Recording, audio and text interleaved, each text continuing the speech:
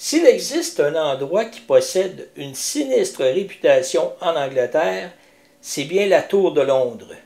Au cours de l'histoire, la tour a été la prison du haut du panier de l'aristocratie européenne et bien souvent le lieu de torture et d'exécutions sanglantes. Centre névralgique de la magouille royale pour accéder au trône, elle a vu défiler et tomber son lot de têtes couronnées, et qui, selon certains dires, n'aurait jamais quitté les lieux.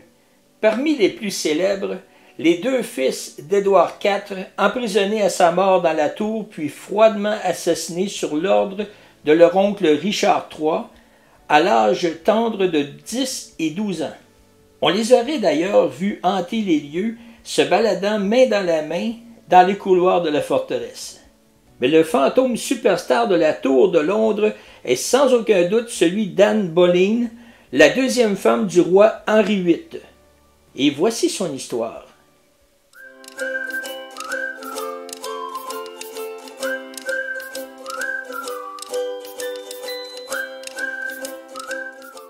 Bonjour et bienvenue dans mon petit univers. Aujourd'hui, nous allons faire un petit voyage en Angleterre, plus précisément à la Tour de Londres. Le roi Henri VIII a marqué l'histoire pour ses nombreux mariages qui souvent se sont terminés de façon tragique pour ses femmes, évidemment.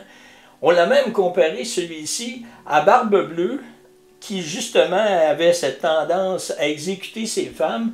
Et le roi Henri VIII, lui, a exécuté deux d'entre elles, dont une qui se nommait Anne Boleyn. Apparemment, celle-ci hanterait les lieux, se promenant dans les couloirs, et quelquefois, les gardes ont croisé sa silhouette fantomatique, et l'un d'entre eux a eu la mauvaise idée de tenter de la piquer avec sa baïonnette, et qui a eu comme résultat qu'elle l'a assommée, apparemment. C'est quand même bien pour une femme de cet âge-là de pouvoir se défendre à ce point. Anne Boleyn est la deuxième épouse du roi Henri VIII d'Angleterre et reine consort de 1533 à 1536. Elle est la mère de la reine Élisabeth Ier. Son mariage avec Henri VIII est à l'origine du changement politique et religieux complexe et souvent tragique qu'a été la réforme anglaise. Accusée d'adultère, d'inceste et de haute trahison, elle est exécutée par décapitation. Il est maintenant généralement admis qu'elle était innocente de ces accusations. Anne Boleyn a été célèbre plus tard comme martyre dans la culture protestante, particulièrement dans l'œuvre de John Foxe. Elle n'est pas une beauté conventionnelle pour son époque. Elle est mince et son teint est reconnu pour être trop foncé.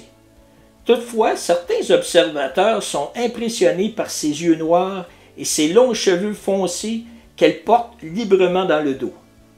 Un historien a réuni toutes les informations disponibles et a écrit « Elle n'a jamais été décrite comme étant d'une grande beauté, mais même ceux qui l'avaient en horreur admis qu'elle avait une allure remarquable. Sa peau foncée et ses cheveux noirs lui donnaient une aura exotique dans un contexte culturel où l'on appréciait un teint clair. Ses yeux étaient particulièrement remarquables, noirs et magnifiques, a écrit un contemporain, tandis qu'un autre les décrit comme toujours attirants et qu'elle savait en user efficacement. Le 2 mai 1536, Anne est arrêtée sur le coup de midi et amenée à la Tour de Londres, accusée d'adultère, d'inceste et de haute trahison. D'abord affolée, elle demande des détails sur les allées et venues de sa famille et sur les accusations portées contre elle. Anne est jugée à la Tour de Londres le 15 mai 1536. Durant son procès, elle nie avec véhémence chacune des 21 accusations proférées contre elle et se défend avec éloquence, mais en vain. Elle est également reconnue coupable et condamnée à mort, soit par décapitation, soit sur le bûcher, au bon plaisir du roi.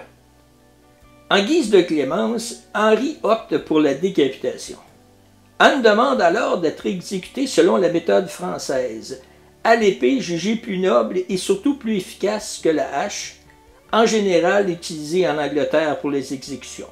On fait alors appel à un expert venu expressément de Calais. Les présumés amants de la reine sont exécutés le 15 mai 1536. Le même jour, l'archevêque Thomas Cranmer déclare illégitime le mariage d'Anne et du roi et leur fille Élisabeth. Le bourreau n'ayant pas pu arriver à temps pour l'exécution qui était prévue initialement la veille, a lieu le matin du vendredi 19 mai 1536. Le gouverneur de la Tour de Londres décrit la scène ainsi. « Ce matin, elle m'envoya chercher, car elle voulait que je l'accompagne dans sa communion pour que les gens comprennent son innocence et me dit ceci. Monsieur Kingston, j'ai entendu que je ne mourrais pas avant midi. Je suis déçu car je pensais être morte à cette heure et avoir oublié ma souffrance. Je lui répondis qu'elle ne souffrirait pas et elle me dit « J'ai entendu dire que le bourreau était très habile et j'ai un petit coup. » Elle prit alors son cou entre ses mains et se mit à rire. J'ai vu beaucoup de femmes exécutées et elle était toute en grande peine. Et à ma connaissance, cette femme était dans la joie de l'attente de la mort. On l'amène enfin à l'endroit où est dressé l'échafaud, à Tower Green, dans l'enceinte de la Tour de Londres. Elle porte une petite cape rouge sur une grande robe grise en soie bordée de fourrure. Ses cheveux sont attachés et elle porte sa coiffe française habituelle. Elle fait une courte déclaration. « Bon peuple chrétien, je suis venu ici pour mourir parce que selon la loi et par la loi, je dois mourir. Alors je ne parlerai pas contre. Si j'ai été amené à cette fin par la volonté de Dieu, je ne suis ici pour accuser personne ou pour parler de ce dont je suis accusé et condamné à mort. Mais je prie Dieu pour sauver le roi et pour qu'il lui accorde un long règne, car jamais il n'y eut un prince plus doux et clément, et pour moi, il a toujours été un bon et doux souverain. Et si une personne s'intéresse à ma cause, je lui demande de juger pour le mieux.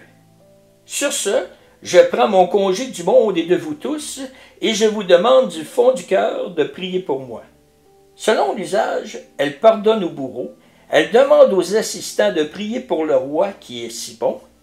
Elle s'agenouille. Lors d'une exécution à la française, il n'y a pas de billot pour déposer sa tête. Ses demoiselles d'honneur lui enlèvent sa coiffe et lui bandent les yeux.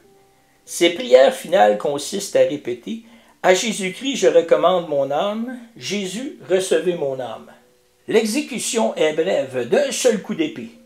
Selon une légende, le bourreau fut tellement touché par l'histoire d'Anne qu'il aurait dit, afin qu'elle ne s'y attende pas, « Où est mon épée? » la décapitant dans le même mouvement. Évidemment, l'histoire de cette dame ainsi que celle de la Tour de Londres comporte d'immenses détails, d'immenses choses que vous pouvez facilement retrouver une fois de plus sur Wikipédia et d'autres endroits ici et là.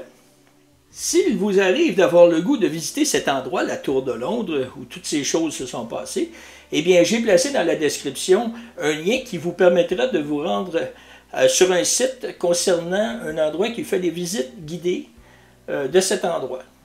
Comme toujours, je vous remercie de votre passage. On se donne rendez-vous très bientôt. Et d'ici là, bien, portez-vous bien. À la prochaine.